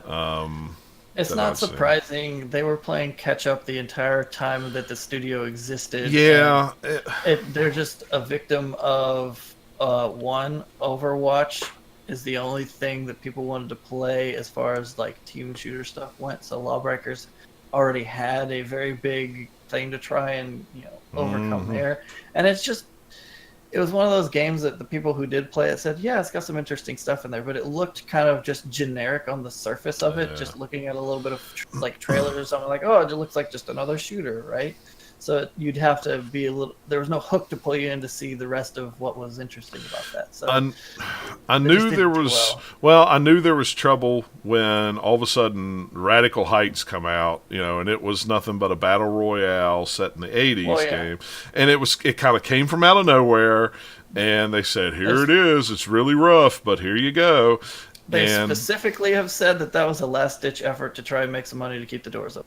yeah, Didn't and work. and my thing is when it came out, and I may have said it here, why? You've already got a huge pool with PUBG and Fortnite just battling. Do we really need? Did you really think that you were going to make a splash in that? Well, they actually did because the Fortnite servers were down, right? Well, that's true. Out. Yeah, And they got some attention, and even Ninja played it, but it wasn't enough to get people to continue playing it. yeah. So, but it was just kind of like, well, if it works, yay, we'll try and hope, do a Hail Mary pass, but it didn't, quite work out for them. Brian 67. Do you think something like Twisted Metal could make a return? Sure, if Sony wants to do it. Not yet. They already tried with the PS3 with the Twisted Metal game, so I think they'll revisit it. There's not going to be another Twisted Metal game for a while. They're not just like, chomping at the bit to do it. Yeah. But the whole thing with Boss Key, it was kind of, I was just, I hate it, but it was kind of like when Lawbreakers was in development, it's like, wait a minute, we've already got this and that, why are you doing this? And then it came out, and then it didn't do real well. And yeah, it seemed like just another game in a... Me too, we want to do this cool thing at the time, which was the hero shooter, and now we're into Battle Royales is the kind of cool thing. And they tried to do a last-ditch effort with that, and they never seemed to have something that was wholly original that they actually did. Although, did you guys see the game stuff that he tweeted out, the games that they had kind of thought about? Yeah. Some of those look cooler than what they ever actually made. Yeah. And that was what he said. He said, he got up in front of, studio heads and companies and said, this is what I want to do, and this is the game I want to make. And they just went, nah. And it was like, why? I would rather have these games than what you gave me. I don't know. It's because that is a very tough thing to get through when you're a smaller studio to punch through it. If you've, the No Clip documentary on Digital Extremes, the people who do Warframe, goes into some of the stuff about that before when Warframe was made, some of the stuff of them going back and forth with publishers on doing all this stuff. It's kind of why Dark Sector became the game that it did when it was something completely different when they pitched it. Like, that was an interesting But story. what if you change it to this instead? Because we like this cool, Gears of War thing. Let's do that type of a thing instead. Yeah, like, I don't know. And they made a game out of it. Didn't actually, close the studio, but they came really close. The start of Warframe, the only reason that studio still exists is because enough people just bought into it at the very start, even though the game wasn't, perfect or even that great to start with, but it gave them the chance to make it that great, even though the first build of Warframe was like 8 months or something that they were building it before they put it out because they had to. So it's kind of what Boss Key ran into, is like they had to do something to try and stay afloat. It just didn't work out in this case. Yeah, but who knows? I mean, who knows if Cliffy B will try again, or if he'll just... Oh, he will. Well, I mean, what I mean is try again his own studio, or if he'll just go somewhere else. I don't know. I could see him going maybe to some other studio and doing something. Or I don't know. I can't see him not being the boss. Well, I mean, he could be the boss, but... Yeah, he can enter and be like the boss in that he's like the lead for a game or whatever, right? But he's still got a couple other people that he's also, the same sort of level with. Like, he could slot in very high at any studio. I know he's pretty close to Kojima. I wonder if he wants to collaborate with him. I don't know. At this point, who knows? What I've kind of picked up from vibes from him on Twitter is he's just sitting back and kind of just taking everything in, and he's got his oldest dog is very sick and probably going to be gone before too long, and he wants to spend time with him, and Well, I mean, this is different than if he was just at a company for a long time and then is going to retire, or just got out of it for a while to take a break to come back in. This is, I started a company and it failed. It's gonna take a little bit to kind of like process that and then figure out, okay, what do I want to do now? Yep. But I don't see him, just from where he's come from and stuff I've seen from him over time, just in interviews. I don't see him leaving games forever. I don't either. He seems to be one of those types of people who has the itch to create something. Will come back and he'll be like, "Hey, I got to do this. Got to do this thing somehow. Just got to figure out how I do it." So. Yeah, exactly. So I'd be surprised if he's gone from gaming for. No, I don't think it's that. Yeah. Now, whether it's I just hope all his the other own people that worked for him, landed somewhere, because he's been sucks to be out of a job. He's been retweeting a lot of those guys, and I know 2 or 3 of them got picked up by Insomniac. A lot of them got picked up by Epic and a few others. And there's some big big studios there in Raleigh. So I mean, like I said, Insomniac's got a studio there and stuff. So there's places that they can go for sure. Just locally. So, and as long as there's open positions, right? Yep, as long as there's open positions. Yeah. And the last story that we got, a Star Fox spin-off game is rumored to be coming from Retro Studio. Star Fox Grand Prix, which sounds to me. Who saw this one coming? Yeah. Super interesting. Yeah, super not interesting. It's really to me. just going to depend on what they do with it. Yeah, I mean, I don't want it to be just another Mario Kart type racing game. I don't want it to be Diddy Kong Racing. It'll be Mario Kart. I think it'll be somewhere halfway between Mario Kart and F-Zero. Yeah. I think it might even lean more towards F-Zero, but what if it's kind of like F-Zero, but you're still flying? You have more than just left and right on the track. You have up and down as well, more like a Star Fox game, so you still would control it similarly. Yeah, that would be cool. I just don't know how they'd fit shooting in there unless there's also combat, like, oh, you got in my way, I'll shoot you. I don't know. I don't know. It's very, very odd. It was kind of came from out of left field. It was like, wait a minute, Star Fox Racing, what? I'm just glad that the thing what they updated this article was saying that, hey, maybe Retro more than a game, because this is not something that I'm interested in from them. Just the way that I wasn't interested in the Donkey Kong games they've done is like, they could be great, it's just not my kind of a game. I'm interested in them, but I'm not interested in Donkey Kong Freeze enough to pay another $60 for it, since I got it for free on the Wii U. Yeah. Not right now, anyway. It's like I told somebody the other day. I said, I really like the Donkey Kong Freeze game. It's very, very cool. It's a fun game. It was a hard game. It was very cool, but I'm not. Yeah, but I'm not. I'm not interested in paying $60 for something that I. You don't want to. Kind of of originally $40. that I kind of enjoyed on Wii U. Hey man, Funky Kong is worth $20 all by himself. I guess if I want to play the game easier, then yeah, it is. But surfboard, come on. I will pick that game up, and I know it's never going to go on sale. It's never going to be cheap because it's a Nintendo game. But eventually, I will pick it up when there's nothing exciting or nothing that I want on Switch right now. And there's, well, you heard me at the beginning of the show. All the games. You might not actually ever get to that. I may not. Yeah, I may never get to that point. It may be one of those games that when the Switch finally is end of life and going out, and I'm grabbing the last couple games that I want in my collection. Yeah, why didn't I buy this one? Yeah. So it may be that. Same reason I haven't got Hydro Warriors yet is because it's like, well, I have that on Wii U as well, and while it's a fun and very interesting game, there is more newer games over here. Yeah, it is. Sure that very interesting applies. I liked it. Well, I liked it. All of the other dinosaurs. Well, but I like that kind of mindless, hack and slash. I like that. But I've got more interesting, newer games coming out on Switch that I want to get and not spend $60 on right now. So you're buying way more stuff on Switch than I am. There's not really any coming soon that I'm interested in, except maybe the tennis game.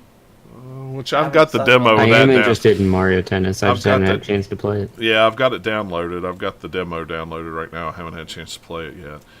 Isn't today the last day? Yeah, I'm going to play a little bit before I go to bed. I think I'm up to 60 games, something like that. 55. I have like half a dozen or something. Yeah, Well, I a little more than that. might have 6. Well, Well, if you count do the you see- electronic ones, I probably have like probably about more like. I don't 10. think everybody can see it on camera, but I know you guys can. See that little red line right there? Right there, that on whole your shelves shelf. in the background. Yeah, let me a little move bit this of real red. quick. See all that red back there? Few. That is just a few. That is just a few games. There's 2 Wii U games still stuck on there that, well, really, one of them, 3 Wii U games. One of them needs to go because I've got a game on top of that pile that needs to go on the shelf. And I've got 4 more coming from limited run games that's going to have to go on that shelf. I need a new bookcase. But yeah, but that's all I've got. This is why I like playing on my PC, because it doesn't add to shelves. I know, but I At still least like It video doesn't games- have to on your yeah. console. I At like least the- video yeah, games are lighter than books. Oh yeah, absolutely. I mean, I still like to have some games in my hand, and I'm kind of having a good time. I've said it before. I'm kind of having a good time with the Switch Yeah. physical. So Well, you're way more of a collector than I. yeah, I well, used to keep stuff, but then I haven't for years. It's just kind of like, okay, I have some things, but I don't care. It's all digital. That's fine too. right now, the video games is about the only thing that I'm keeping. I've got rid of comic books. I'm getting rid of DVDs. I'm getting rid of books. I'm getting rid of everything except the games. That's really the only thing I'm hanging on to. And I don't buy many Blu-rays anymore. I buy Marvel and Star Wars and DC, and that's it. So it's not like there's a ton of Blu-ray movies that I'm buying. Everything else I watch on Netflix or Amazon or whatever. So, but yeah, I'm gonna keep my games. Yeah. Other than that, I've bought more Blu-ray movies in this year than I've bought Switch games. yeah. See, I haven't bought. I don't remember the last Blu-ray I bought. I do. Black Panther. Yeah, I bought Black Panther. I just got it in the mail the other day. Yeah, I was going to say, I think that's the last one, and I'll be buying Infinity War July 31st when it comes Ooh. out. I also bought from Amazon a 5-pack of all the Mission Impossible movies because it was $20. Ooh. The packaging ain't great, but the movies are there, so that's Well, fine. Yeah. And I watched all 5 of them last week, and I was surprised because my sort of ranking changed from what I thought it would be. I haven't seen. Yeah. I think the last one I saw was the one before Ghost Protocol. Maybe. Yeah, Ghost Protocol was the 4th one. Yeah. So the last one was Rogue Nation. Yeah, And Rogue Nation is actually my favorite one. It's sort of like slightly above Ghost Protocol, which was my previous one. I want to see that new one. The Yeah, new that's one, pretty okay. the fun Yeah. thing is, though, Mission Impossible so far has been, each one is a completely new creative team Yeah. other than Tom Cruise in it. This one is the first one that brings back a team, and it looks like they're continuing the story of Rogue Nation. So I would watch it before you see it. Yeah, I will. But Because it's the same writer director, and it's the same. It's got the same same villain is in the trailer as the first one. He's probably just a bit part because I doubt he'd be the main villain. I mean- They kinda defeated him the first time. But the thing that turned me on to that movie the most was when Superman cocks his arms before he punches that guy. I was like, yeah. That's if nothing else, this new Mission Impossible movie coming out is a reason for existing. All it needs is that mustache, and making freaking Warner Brothers pay however many millions of dollars to try and paint it out of Justice League, Yeah. and doing a terrible job making baby lips that just don't match his face. Yeah. It's like, that Man. CG was terrible. Probably because poor person had to rush through it in like a week to try and get Probably, it done. yeah, probably so. But man, when he was that fight scene on that trailer where he cocks his arms and starts wailing on that guy, I'm like, I'm in. That's it. Dude, he seems more intimidating there than Superman. I know, right? Oh my Just the way they gosh. frame it, and it's just like, oh man, I don't want to get in front of that. Yeah, something bad's gonna He's happen. gonna mess me up. Yeah, something bad's gonna Yeah. happen. All right, I stopped the show right there. That's a good place to stop. Oh, save, Lord, save. Yeah, Ghost Protocol is the one that Brad Bird did. Okay, yeah, And that's then, was it Ralph McQuarrie? I think is the guy who wrote and directed Rogue Nation and this. I actually have Ghost Protocol and I've never watched it. It's still really good. So, like I, said, I like binge watched them all last week because I was like, well, it's a little early because Mission Impossible come out. But I want to watch them. Yeah, well, we won't watch that one in the theater anyway. We'll probably wait till it comes out on Blu-ray, so I've got time to catch up man. anyway. Had you seen the Mission Impossible trailer in the theater though? Yeah. Okay. Yeah. So like, that's what's definitely sold me on needing to see it, because just some of those helicopter shots were like, Yeah. oh man, watching that on TV just wouldn't be the same. Yeah, no, and we saw it before Infinity War, I think it was. Yeah. Well, yeah, it would have been, because that's the last movie we went and saw. We're going to go see Solo tomorrow morning with whopping 4 other people. I need to see something on Thursday. I don't know if I want to see Deadpool or Solo first. Well, that's what we were talking about before. It depends before on you which got one you're a here. little more interested in. I've decided that I'm probably just not going right away, and maybe not until they come out on movie, DVD Yeah. later. Anyway. That's what we were talking about before I'm you got here. probably more interested in Solo, but I'm not terribly interested in either. Yeah, I know, right? I'm interested in Deadpool, but the wife will want to see it, and it's like me and Nathaniel were talking before you got here. She doesn't like to see those kind of movies in the theater because she doesn't know who she's going to see in the theater. So, so we'll wait for that one to come out on Blu-ray, like we did the last time. That's what we did with Deadpool last time. Quality / reviews wise, or reception wise, it seems Deadpool is way more positive than Solo, which people are like, yeah, it's all right, it's pretty good, I guess. Yeah, I'm just not a hasn't huge made- Deadpool fan. Like, Yeah, I mean, I thought me the first one was either. fine and Yeah. funny, but I just didn't care. Yeah. The only thing with the Deadpool 2 is it has new characters in it that I liked from in the trailer, so I was like, maybe I'll like the second one better. I Yeah, don't know. I don't know. We'll see. But I don't have to rush to the theater to see it either. Nope, I Yeah. don't. All right, chat room. I'm going to stop the stream right now. Thank you guys very much for stopping by and checking everything out. And we will see you in a couple weeks. Hopefully, maybe I may have some time to stream this week. I know Matt's been very busy with work. He's had some kind of project where he's had to work late and hasn't been able to stream. And I've been wedding planning. I think, yeah, and I think he's moving this week, maybe. I don't know, or maybe he's already moved. I don't remember. He's moving in with a roommate anyway, so it may be another week before he streams again. So I'm going to try, depending on how work goes, I'm going to try to squeeze in a stream sometime this week. We'll see, though. But take care, guys. Thanks.